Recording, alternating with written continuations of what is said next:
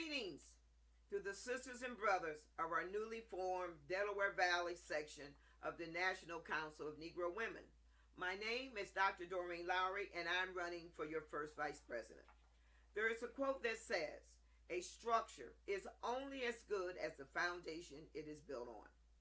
The leadership of this new section will need to build a solid foundation with each other first in order to make sure our section and its membership has a shared vision and is always in keeping with the legacy of our founder.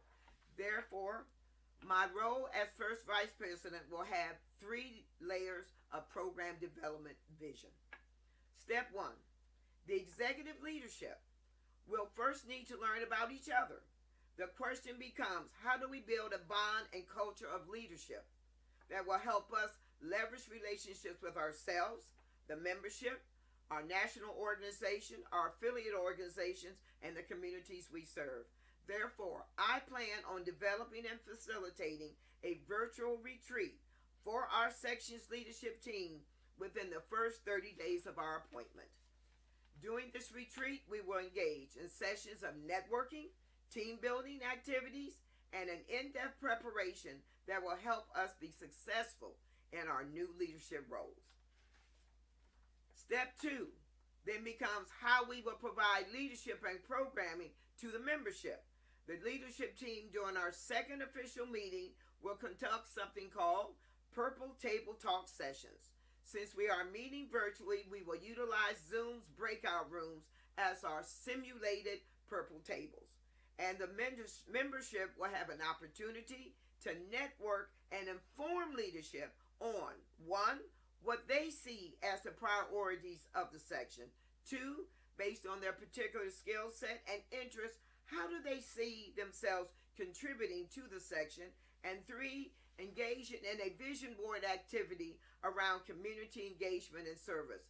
Lastly, now that we have our internal foundation built, we can go about the business of fulfilling the NCNW mission to lead, empower, and advocate for women of African descent, their families, and communities.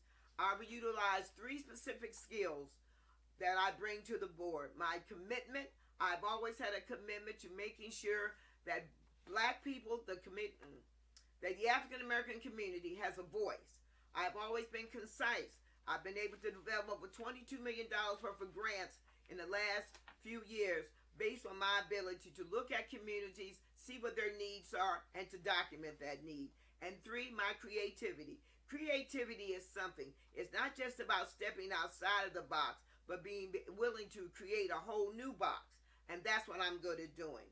I'm hoping to take, for instance, the NCNW Purple Table Talks to the communities we serve as a forum where a wide variety of topics relating to issues surrounding the well-being of African American women and their families can be covered in open discussions.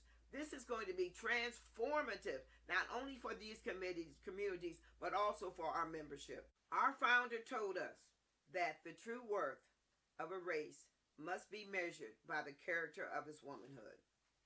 In this time of systemic racism, why is this quote and the National Council of Negro Women of such importance to the African American community, you want to ask? The historical legacy of NCNW and how our founder was maligned during her attempt to simply set up NCNW just so that she could empower and enhance the life chances of Black women and the communities is a story of true courage. She, as so many of our Black women, had and continue to deal with the racist ideology of a society that surrounded her, were able to succeed despite the interference of white supremacy disguised as systemic racism. More than 60 years after her death, and as we live in a country still divided by racist ideology, we are embarking on a new era with the election of my soror, Vice President-elect Kamala Harris, who will hold the second highest office in the United States. In her first post-election address, she stated, "I may be the first, but I won't be the last. These words said by a woman of color who self-identifies as black truly has our founder taking laps in heaven. For Kamala certainly shows black womanhood and blackness in its finest hour and underscores the true worth of the African American community. The African proverb tells us, if you educate a man, you educate an individual. But if you educate a woman, you educate a nation. African American black-led women's organizations and the African American community at large must be in the forefront of this new political first as we continue the platform that our founder espoused. The power of education, political activism, and civil service to achieve racial and gender equity throughout the United States and the world.